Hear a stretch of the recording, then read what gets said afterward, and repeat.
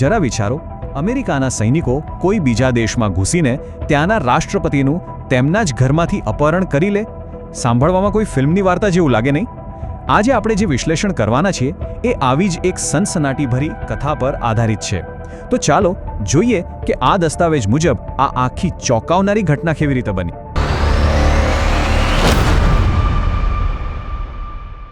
તો આજના વિશ્લેષણમાં આપણે એક પછી એક પડદા ઉઠાવીશું. સૌથી પહેલા એ મધ્યરાત્રિના ઓપરેશનની વાત કરીશું. પછી એના માટે દુનિયાને કયા સત્તાવાર કારણો આપવામાં આવ્યા એ જોઈશું. અને પછી એ મોટો સવાલ કે શું અસલી મકસદ તેલ હતું? ડ્રગ્સના દાવાની પણ વાત કરીશું. દુનિયાભરમાં એના કેવા પડઘા પડ્યા એ પણ જોઈશું. અને છેલ્લે એક એવા સિદ્ધાંત પર નજર કરીશું જે કદાચ આખી કહાણીને એક નવો જ વળાંક આપી.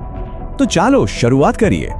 વાત છે 3 જાન્યુઆરી 2026ની વહેલી સવારની. આ સ્ત્રોત સામગ્રી આપણને સીધા એ નાટકીય દ્રશ્યમાં લઈ જાય છે જ્યાંથી આખી વાર્તા શરૂ થાય છે. જો આ દ્રશ્ય છે ફ્લોરિડાના એક અંધારા ઓરડાનું. ત્યાં બેઠા છે તત્કાલીન રાષ્ટ્રપતિ ટ્રમ્પ અને એમની નજર સ્ક્રીન પર મંડાયેલી છે. અને એ સ્ક્રીન પર શું ચાલી રહ્યું છે? હજારો માઇલ દૂર વેનેઝુએલામાં રાષ્ટ્રપતિ નિકોલસ માદુરોના ઘર પર અમેરિકી સૈનિકો ઉતરી રહ્યા છે. અહીંથી જ આ હાઈસ્ટેક ઓપરેશનની શરૂઆત થાય. અને આ કોઈ એવો તેવો હુમલો નહોતો. ના, આ તો કોઈ હોલિવૂડની ફિલ્મ જેવું હતું. એકદમ પરફેક્ટ પ્લાનિંગ. પહેલા સાયબર અટેક અને આખા કારાકાસ શહેરમાં અંધારપટ. પછી રડારને પણ છેતરી જાય એવા હેલિકોપ્ટર અને ધડામ ડેલ્ટા ફોર્સના કમાન્ડો સીધા છત પર. અને માત્ર 5 જ મિનિટમાં રાષ્ટ્રપતિ તેમના કબજામાં. તમે વિચાર તો કરો, કેટલું ઝડપી અને હાઈટેક ઓપરેશન. હવે એવું લાગે કે આ બધું અચાનક થયું, પણ ના, એવું બિલકુલ નથી. આ સ્ત્રોત પ્રમાણે આની પાછળ તો મહિનાઓનું પ્લાનિંગ હતું. બધું શરૂ થયું મે 2025માં, જ્યારે CIAની ટીમને જાસૂસી માટે મોકલવામાં આવી.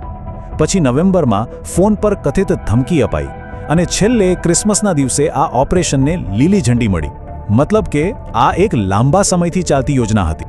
સારું, તો આટલું મોટું ઓપરેશન કર્યું, પણ દુનિયાને શું કારણ બતાવ્યું? સત્તાવાર રીતે શું કહેવામાં આવ્યું? ચાલો એના પર એક નજર કરીએ. જુઓ, દુનિયાની સામે તો આ ઓપરેશનને એકદમ હીરો જેવું ચિતરવામાં આવ્યું. કારણો પણ એવા જ હતા. એક ગેરકાયદેસર સરમુખત્યારને સબક શીખવાડવો, વેનેઝુએલામાં ફરીથી લોકશાહી લાવવી, માનવ અધિકારોની રક્ષા કરવી અને હા, એક મોટા ડ્રગ માફિયાને પકડવો. પણ શું આ જ સાચા કારણો હતા? અહીંથી જ કહાણીમાં એક મોટો ટ્વિસ્ટ આવે છે. આ વિશ્લેષણ કહે છે કે આ બધું તો ખાલી દેખાડવા માટે હતું. અસલી મકસદ તો કંઈક બીજો જ હતો. કંઈક એવું જે જમીનની નીચે છુપાયેલું છે. કાળું સોનું. જી હા, તેલ. અને આંકડો જુઓ, 303 અબજ બેરલ. આ કોઈ નાનો સૂનો આંકડો નથી. આટલો બધો તેલનો ભંડાર છે વેનેઝુએલા પાસે, દુનિયામાં સૌથી વધારે. તો સવાલ એ થાય છે કે શું આખી રમત આ તેલ માટે જ હતી? અને જુઓ, આ તેલ પરનો ઝઘડો કોઈ આજકાલનો નથી. આ દસ્તાવેજ મુજબ આની કહાણી તો લગભગ 100 વર્ષ જૂની છે. 1922માં ત્યાં તેલ મળ્યું અને ત્યારથી જ ગરમાગરમી શરૂ થઈ ગઈ. ખાસ કરીને જ્યારે 1976માં વેનેઝુએલાએ પોતાની બધી તેલ કંપનીઓ સરકારી કરી દીધી. બસ ત્યારથી જ વિદેશી કંપનીઓ સાથે તણાવ વધતો જ ગયો. અને 2019માં તો ટ્રમ્પ સરકારે નિકાસ પર પ્રતિબંધ મૂકીને આગમાં ઘી હોમ્યું. અને દબાણ કેવું હતું એનો અંદાજો આ કથિત ધમકી પરથી લગાવી શકાય છે. સત્તા છોડી દો, નહીતર તે તમારા માટે એક દુઃસ્વપ્ન બની જશે.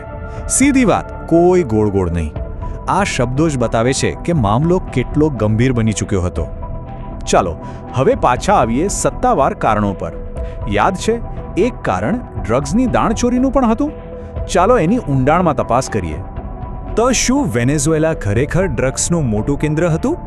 આ દસ્તાવેજ કેટલાક રસપ્રદ આંકડા સામે મૂકે છે. એક તરફ વેનેઝુએલામાંથી વર્ષે લગભગ 200 થી 250 મેટ્રિક ટન કોકેન પસાર થાય છે, બરાબર? પણ બીજી તરફ ગ્વાટેમાલામાંથી 1400 મેટ્રિક ટન, મતલબ કે લગભગ 5-6 ગણું વધારે. તો પછી સવાલ એ છે કે ટાર્ગેટ વેનેઝુએલા જ કેમ? અને અહીં આ વિશ્લેષણ એક બહુ જ મોટો મુદ્દો ઉઠાવે છે. એ કહે છે કે વેનેઝુએલા પર ડ્રગ્સનો આરોપ લગાવવો એ બિલકુલ એવું જ છે જેવું 2003માં ઇરાક પર હુમલો કરવા માટે WMD એટલે કે સામૂહિક વિનાશના શસ્ત્રો હોવાનું બહાનું કાઢવામાં આવ્યું હતું. આપણે સૌ જાણીએ છીએ કે પછી શું થયું. ઇતિહાસ ક્યારેક પોતાને દોહરાવે છે નહીં? હવે જ્યારે આવડી મોટી ઘટના બને તો એની અસર ક્યાં એક દેશ પૂરતી તો ના જ રહે. આખી દુનિયામાં એના શું પડઘા પડ્યા, ચાલો જોઈએ. અને પ્રતિક્રિયાઓનો તો જાણે વરસાદ વરસ્યો. યુએનએ એને ચાર્ટરનું ઉલ્લંઘન ગણાવ્યું. ચીન અને રશિયા જેવા દેશોએ તો સીધું જ એને નવો વસાહતીવાદ કહી દીધું. બ્રાઝિલ, મેક્સિકો જેવા પાડોશી દેશોએ પણ આની સખત નિંદા કરી. અને સૌથી મોટી વાત તો એ કે ખુદ અમેરિકાની અંદર જ સવાલો ઉઠવા લાગ્યા કે ભાઈ, કોંગ્રેસને પૂછ્યા વગર આવું મોટું યુદ્ધ જેવું પગલું કઈ રીતે ભરી શકાય? અને હવે આપણે આવી પહોંચ્યા છીએ આ વિશ્લેષણના સૌથી છેલ્લા અને કદાચ સૌથી સનસનાટી ભર્યા સિદ્ધાંત પર. આ એવું સિદ્ધાંત છે જે સવાલ પૂછે છે, આ ઓપરેશન માટે આ જ સમય કેમ પસંદ કરવામાં આવ્યો? આ સિદ્ધાંતને કહેવાય છે વેગ ધ ડોગ. આનો મતલબ શું? મતલબ એ કે જ્યારે ઘરમાં કોઈ મોટો ઝઘડો ચાલી રહ્યો હોય ત્યારે બહાર જઈને ફટાકડા ફોડવા, જેથી લોકોનું ધ્યાન ઘરના ઝઘડા પરથી હટી જાય. આ વિશ્લેષણ એવો ઇશારો કરે છે કે આખું ઓપરેશન એક બહુ મોટું નાટક હતું, જેનું મુખ્ય કામ હતું મીડિયાનું ધ્યાન કોઈ બીજા મુદ્દા પરથી હટાવવાનું. તો પછી એવો તે કયો મુદ્દો હતો? આ સ્ત્રોત મુજબ રેડના થોડા જ દિવસો પહેલા જેફરી એપ્સ્ટીન કેસની ફાઇલો જાહેર થઈ હતી. અને એ ફાઇલોમાં ગંભીર આરોપો સાથે ડોનાલ્ડ ટ્રમ્પનું નામ વારંવાર ઉછળી રહ્યું હતું. તો શું આ આખું ઓપરેશન એ સમાચારને દબાવી દેવા માટે હતું? શું આ પોતાના રાજકીય અસ્તિત્વને બચાવવાનો એક પ્રયાસ હતો? તો અંતે આ વિશ્લેષણ આપણી સામે બે વિકલ્પ મૂકે છે. શું આ ઓપરેશન વેનેઝુએલાના તેલ ભંડાર પર કબજો જમાવવા માટેનો એક માસ્ટર પ્લાન હતો, કે પછી પોતાના દેશમાં ચાલી રહેલા એક મોટા કૌભાંડમાંથી લોકોનું ધ્યાન ભટકાવવા માટેનો એક છેલ્લો હતાશ પ્રયાસ? એક જ ઘટના, પણ એના બે અલગ અલગ ચહેરા. સાચું શું છે એનો જવાબ કદાચ સમય જ આપશે.